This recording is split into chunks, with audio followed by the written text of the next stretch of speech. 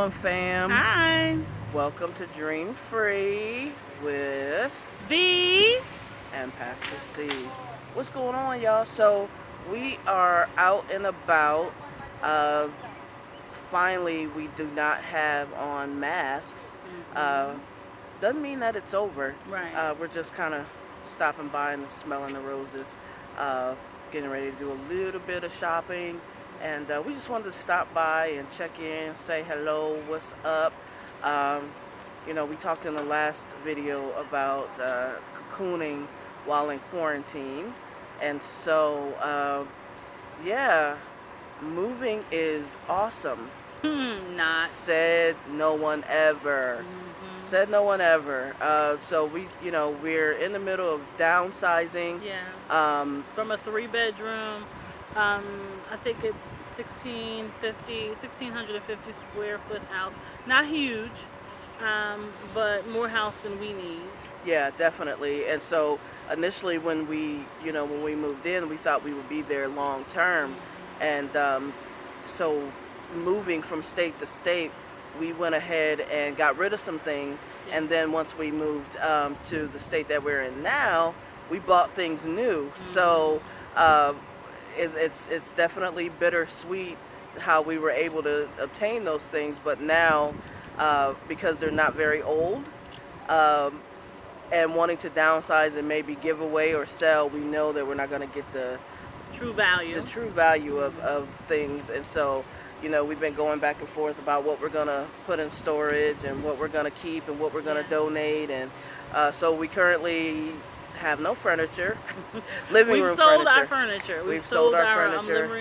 Living room and dining room furniture, which is a good thing. Yeah.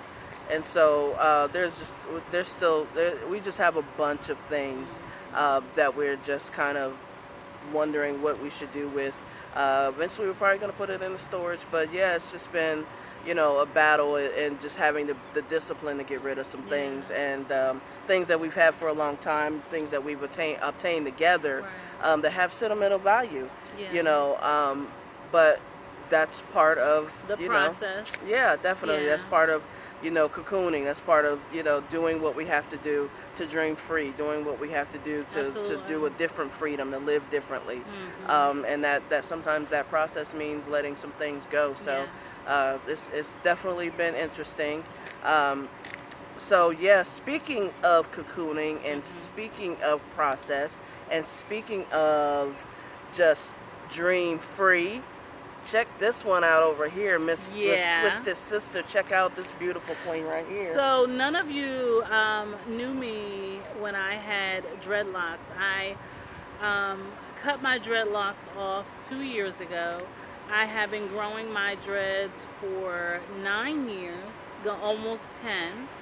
And after a lot of loss and just things, happening in life, I just got to the point where I was ready for a change and a restart. And so I started with my dreadlocks. I wanted to leave that and everything that was in my locks and that I had lived through in my past, and I cut my dreads. So immediately after cutting my dreads, I regretted it, because I realized that not initially, but immediately I had regrets.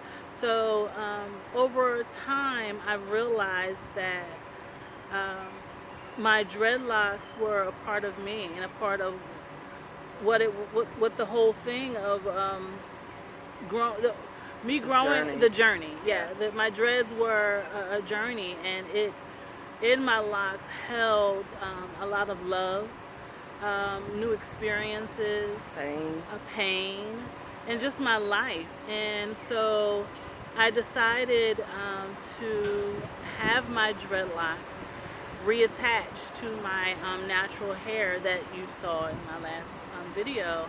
And I just went through the process of having that done. It was a long process. However, I am so glad that I did. And so while we're starting this journey, I'm also starting another journey. Absolutely. Yeah. Absolutely. And initially, I'll have to be honest, because of all of the reasons that she initially decided to chop them, I didn't want her to reattach. I was just like, go ahead, just restart them, start a new process, and she didn't want to go back through that. But what she said, once she put them back on, I started thinking, honestly, we're not controlled by our past. We're not controlled by it. Sometimes, the things that we've done in our past can dictate our future, but at the end of the day, God already predestined what is going to happen in our lives, and what's for us is for us. It's for us. And our past doesn't. We don't have to let our past take ownership. We don't have to necessarily remember that pain and cry about it, but look at it as a victorious thing, things that we've overcome. And so with her reattaching, even though there was pain in those locks, there's victory over that, and so I'm proud of her for, going through with it, and, just owning her process, and, just being strong and bold in that way. As you can see, I don't know what's happening up here. I have not had an opportunity to visit my my barber. When the quarantine began, she had just gotten a fresh haircut, and she has not had a haircut since March. With the exception of the small, somewhat that she did. Anxiety attack that I had, that I cut it with some scissors and a beard trimmer. That obviously didn't work out well. I'm looking, like it's cover lumpy. of a new edition. It's lumpy. It's definitely lumpy. It's definitely uneven. But I'm owning it. Absolutely. I'm owning it.